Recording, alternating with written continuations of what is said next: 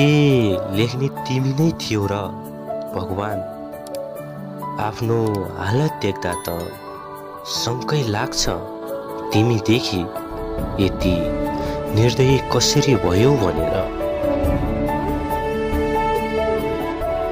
कमजोर थिइन म कदापि, समय हो कि पाउन नसकेको मायाले आज कमजोर बनाइ दिएको छ मलाई।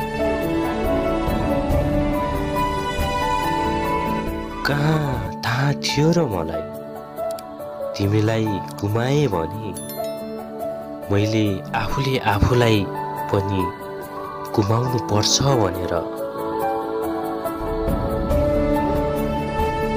खाली त कहाँ छु र म, पहिले तिम्रो मायाले भरिएको थिएँ म, अहिले तिम्रो यादहरूले भरिएको छु। प्रमाणित गर्न सक्थे म तिमीलाई छोड्न सक्दिनँ भनेर, तर त्योभन्दा पहिले नै तिमीले नै मलाई छोडिदियो।